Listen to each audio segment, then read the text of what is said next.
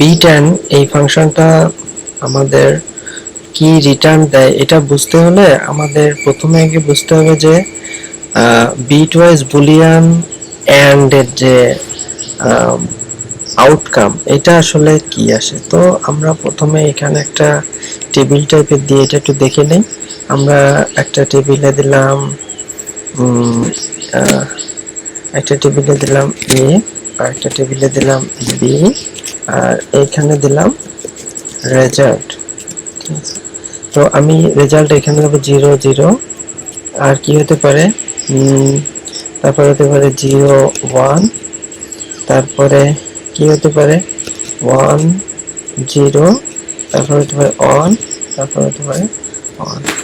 তো এবার এটাকে যদি আমরা বিটান্ডে নিয়ে যাই, তো বিটান্ডে নিয়ে যাওয়ার পর আমরা প্রথমে একটা দিব, এবং সে বিটান্ড আসলে দুইটা ইনপুট নাই, দুইটার ভিতরে সে বিট ওয়াইজ পার্থক্যটাকে এন্ড অনুযায়ী নিয়ে আমাদেরকে রেজাল্টটা দেখায়। আচ্ছা, এবার আমরা দেখতেছি যে সবগুলাই দেখাই দিছে 0 আর 0 থাকলে 0, 0 আর 1 এ 0, 1 আর 0 তে 0, 1 আর 1 এ 1। তো এবার আমরা এখন একটা ছোট্ট একটা উদাহরণ দেখব। এই উদাহরণটা দেখলে আমাদের এই জিনিসটা মোটামুটি ক্লিয়ার হয়ে যাবে। তো আমরা একটা উদাহরণে এখানে নেই 10, এখানে নেই 9। এবার আমরা দেখব যে বিট ওয়াইজে এর আসলে বিটান্ড ফাংশনটা দিলে এর উত্তর আসলে কত আসে।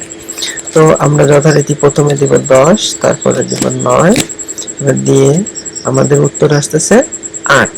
তো এই 8টা আসলে কেন উত্তর যে 8 আসলো এটা আমাদের একটু বুঝতে হলে এই 10টাই আমাদের প্রথমে বাইনারিতে কনভার্ট করতে হবে। তো বাইনারিতে কনভার্ট করার জন্য আমরা কি দেখছি, এই যে বিন টু ডেসিমেলে, না সরি, এটা হচ্ছে ডেসিমেল টু বিন। তো ডেসিমেল টু বিনে আমরা প্রথমে নিয়ে যাই এটা, বাকিগুলোতেও আমাদের কনভার্ট হয়ে গেল। তো কনভার্ট হয়ে যাওয়ার পরে আমরা দেখতেছি যে এটা 10 যখন আমরা, এটা হচ্ছে দল ভিত্তিক, হ্যাঁ, এটা আমাদের একটু মনে রাখতে হবে, বাইনারি। আর এটা হচ্ছে, সরি, এটা এইভাবে বোঝালে ভালোভাবে বোঝা যাবে। এটা হলো ডেসিমেল, আর এটা হচ্ছে বাইনারি। তো এই যে ডেসিমেলে যখন 10 সেটা বাইনারিতে কনভার্ট করার পরে আসে 1010, ডেসিমেলে 9 সেটা আসে 1001। তো এইবার আমি যদি সেই বুলিয়ানের উপরে যে ফর্মুলাটা আছে আমাদের ওই অনুযায়ী যদি আমরা এখানে বসানো শুরু করি, তাহলে 0 আর 1 এটা কত হবে, 0 আর 1 এ রেজাল্ট হচ্ছে 0, সেই 0 আমাদের এই যে বসছে 0 অন, সেটা তো 0 অনে আমাদের রেজাল্ট হচ্ছে 0, সেটা এখানে বসছে 0 0 তে রেজাল্ট 0, সেটা এখানে বসলো 1 অনের রেজাল্ট হচ্ছে অন। তো আমরা এবার দেখতেছি যে অন 000, এটা রেজাল্ট হচ্ছে বাইনারিতে 1000, যেটা ডেসিমালে যায় সেটা হয় 8। তো বিটার্ন ফাংশনটা তাহলে খুবই সহজ, এটা শুধুমাত্র বুলিয়ান অনুযায়ী, বিটওয়াইজ বুলিয়ান অনুযায়ী এন্ড যেটা আসে সেই অনুযায়ী সে কোনো একটা মানে দুইটা ইনপুটকে জাস্ট কনভার্ট করে। তো এবং এই যে দুইটা নাম্বার, এই দুইটা নাম্বার কিন্তু ফার্স্ট নাম্বার সেকেন্ড নাম্বার যে দুইটা দিতে হবে, এই দুইটাকে কিন্তু অবশ্যই এই দুইটা ভ্যালু কিন্তু ডেসিমেলে হতে হবে।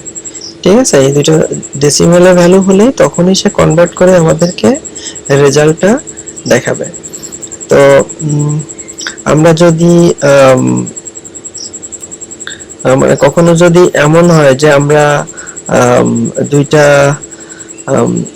বাইনারিকে কনভার্ট করে আমরা যখন এদিক এই পাশে নিয়ে আসতে চাইবো তখন বিটার্ন ফাংশন দিয়ে, তখন আমরা কিভাবে দেখাবো এটা, তখন দেখাবো বিটার্ন ফাংশন আমরা দিলাম। বিটার্ন ফাংশন দেওয়ার পরে আমাদের প্রথম যেটা কাজ, এটা তো একটা বাইনারি নাম্বার, তাহলে বাইনারিকে প্রথমে আমাদের কিসে কনভার্ট করতে হবে, ডেসিমেলে কনভার্ট করতে হবে, কারণ বিটার্ন ফাংশন ডেসিমেল নিয়ে কাজ করে। তো আমরা এবার বাইনারি টু ডেসিমেলে, সরি, আমরা এখানে দেখতেছি কি বাইনারি টু ডেসিমেল, আমাদের এটা কোনটা, এই যে বাইনারি টু ডেসিমেলে আমাদের সংখ্যাটা কত, এই যে এটা। আচ্ছা, এবার আমাদের এই গেল একটা সংখ্যা, আমরা ব্র্যাকেট ক্লোজ কমা। আচ্ছা, আমাদের বাইনারি টু ডেসিমালে এখানে আরো একটা লাগবে, কারণ বিটান্ড দুইটা ইনপুট নেয়, প্যারামিটার নেয় আর কি। তাহলে bit sorry binary to decimal bracket শুরু, এই আমাদের ইনপুট নেওয়া শেষ, ব্র্যাকেট বাইনারি টু ডেসিমাল বানান বলেছি ডিইসি। আচ্ছা, এবার আমরা জাস্ট এখানে এন্টার দিব, দিলে আমরা দেখব যে এখানে আমাদের উত্তরটা এই যে আমাদের 8 চলে আসছে। তো যদি তাহলে বাইনারি টু বিটান্ড ফাংশনটা আসলে কি করে, সে ডেসিমেলে নাই, কিন্তু ডেসিমেলে না দিলে কিন্তু সে কাজ করবে না। ঠিক আছে, তো আমরা মোটামুটি তাহলে দেখে ফেললাম যে বিটান্ড ফাংশনটা আসলে কিভাবে কাজ করে।